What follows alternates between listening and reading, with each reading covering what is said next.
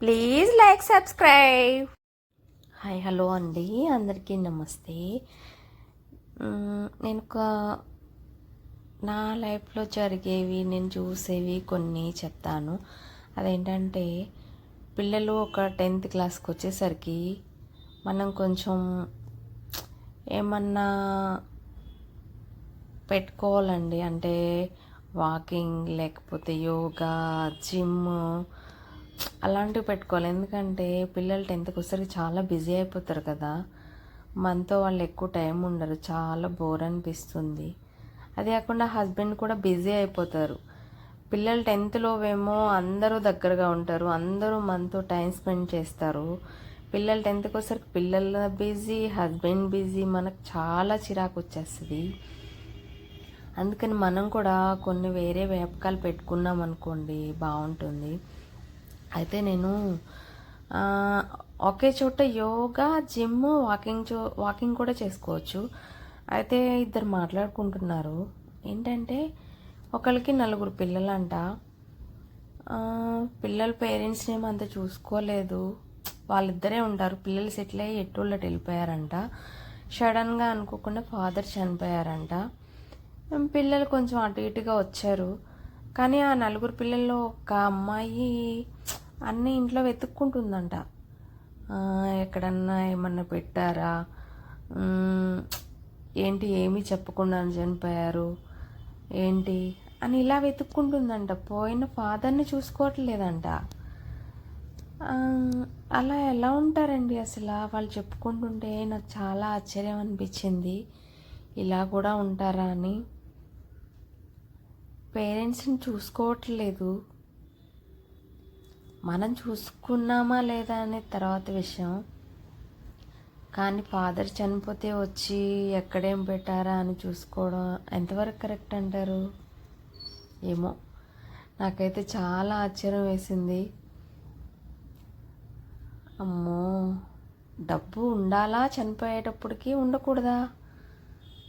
ఏ మనిషి అయినా చనిపోయేటప్పటికి ఆస్తులు ఉండాలా, ఉండకూడదా? ఉన్నా ప్రాబ్లమే అవుతుంది, లేకపోయినా ప్రాబ్లమే అవుతుంది. అంటే చూస్తున్నాం కదా. ఏమో, ఇవన్నీ చూస్తుంటే నాకైతే ఒక విధంగా భయం అనిపిస్తుంది, అమ్మో అనిపిస్తుంది. ఏమో, అసలు నేను రోజు వెళ్తాను కదా వాకింగ్కి, అయ్యో ఇలాంటివి వింటూనే ఉంటాను. అమ్మో, చాలా బాధ అనిపిస్తూ ఉంటుంది. మీకేమనిపిస్తుంది? నా కర్రీ ఎలా ఉంది? దోసకాయ టమాటా కర్రీ సూపర్గా ఉంటుందండి. మీరు ఇలా సింపుల్గా ట్రై చేయండి. దాన్ని ఏదేదేదో చేయను, నేను చాలా ఈజీగా చేస్తా, చాలా బాగుంటుంది. ఇంకా మా పిల్లలైతే చాలా బిజీ అయిపోయారండి. హోంవర్క్స్ చదువుకోవడం, వాళ్ళ టైమే వాళ్ళకి సరిపోవట్లేదు. ఏదైనా కొంచెం టైం ఉంటే ఫోన్లు చూస్తున్నారు, కానీ పేరెంట్స్తో ఎవరు గడుపుతున్నారండి పిల్లలు? అది వాళ్ళది కూడా తప్పు కాదు. చదువుకొని ఉండడం వల్ల కొంచెం రిలాక్సేషన్కి ఫోన్ చూసుకుంటూ ఉంటారనుకోండి. మీరైతే ఏం చేస్తారు? మీరేమేమి చేస్తారు పిల్లలు కాలేజీలకి, స్కూల్స్కి వెళ్ళిపోయిన తర్వాత? నాకైతే ఒక విధంగా చెప్పాలంటే బోర్ అనిపిస్తుంది. అంటే చేసుకుంటే పనులు అయితే ఉంటాయి, పనులు చేయలేం కదా, అందుకని ప్రస్తుతానికైతే యోగా, వాకింగ్, ఎవరొకరు కలుస్తూ ఉంటారు కదా, మనం ఏం మాట్లాడమనుకోండి, వాళ్ళు చెప్పే మనం వింటాం అంతే. ఆ వాకింగ్ నుంచి వచ్చేసరికి మళ్ళీ టిఫిన్స్ రెడీ చేయాలి పిల్లలకి. ఈ పెద్దవుతున్న కొద్ది ఎవరేం తింటారో తెలియదు, మనం చేసింది వాళ్ళు తినరు, వేరేది అడుగుతారు, అప్పుడు కోపం వస్తూ ఉంటుంది. మీరు నాలానేనా? అయ్య బాబోయ్, పిల్లలు 10thలో అసలు ఏం తెలియదండి, మనం పెట్టింది తింటారు, అసలు ఏమీ అనరు. కానీ 10thకి వచ్చేసరికి మాత్రం వాళ్ళ టేస్ట్లు మారిపోతూ ఉంటాయి.